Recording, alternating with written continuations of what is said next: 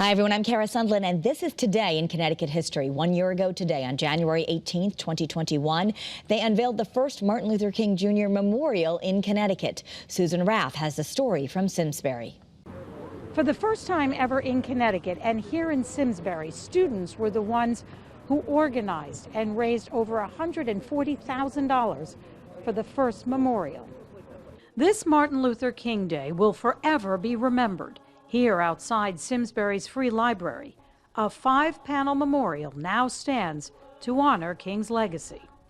The unveiling of this memorial today is the result of 10 years of hard work, dedication, and perseverance by those students and the students who followed. Panel 1 reads, Early Years. We need to take today to consider what we can do to move forward equality and take the time to reflect on what we have done and what we're going to do. Ethan Hamlin, a high school senior, helped raise money. However, plans for a memorial started a decade ago when students made this documentary. In the summer of 1944, Martin Luther King was an incoming freshman at Morehouse College in Atlanta, Georgia. Students brought us closer to King and to learn about his time in Connecticut. King was a college student who spent summers in Simsbury to work in tobacco fields. He liked Connecticut. It was unlike the segregated South. Deacon Art Miller marched with King. The civil rights movement really was founded and driven by young people, just as I see it happening today. Jay Willerup worked with students to design and build the memorial. He says that, it was because of my time in Simsbury that I felt this calling to serve people. This family drove an hour to see the memorial. These are difficult times, and for them, King's message must not be forgotten.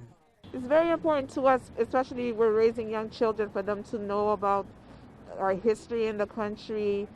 And I think especially learning about somebody like Martin Luther King gives them pride and know that, they are valued in this country. In Simsbury, Susan Raff, Channel 3, Eyewitness News. 5 years ago, we saw how the state was trying to handle a rising bear population. They're a common sight each spring and summer, even fall. But winter? Ed Ingalls of Avon says that he spotted a black bear earlier this week. I said, I thought they were in hibernation, but apparently not. Right, they're not.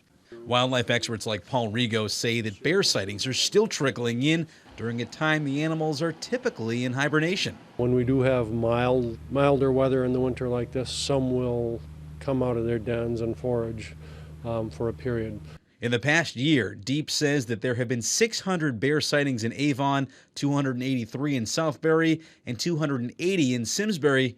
Last summer, Ingalls' granddaughter had an especially hairy encounter with a hungry bear. And I looked out of the slider, and she was in there, and a bear was coming right over the top of my railing. And I was like, holy mackerel. That's 12 feet up.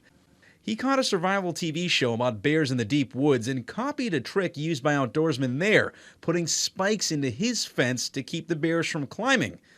It's working for now. We believe we're going to see an escalating number of conflicts with bears. Rigo says that it's not because people are building deeper into forests, instead because the bear population is rising. There are an estimated 500 to 700 bears in Connecticut right now. Deep doesn't track bear attacks, but says that there hasn't been one in recent memory. Wildlife experts say to remember that black bears are rarely aggressive with people, but if you happen to see one, don't approach it. If it approaches you, back away slowly, but never run. Reporting in Avon with the Mobile Newsroom, Evan White, Channel 3, Eyewitness News. And 44 years ago in 1978, the roof of the Hartford Civic Center collapsed because of snow accumulation that was just too much for the roof, and it fell in overnight. Just hours earlier that night, some 5,000 fans were watching a basketball doubleheader featuring UMass and UConn. The arena was only 3 years old at the time. And that's Today in Connecticut History.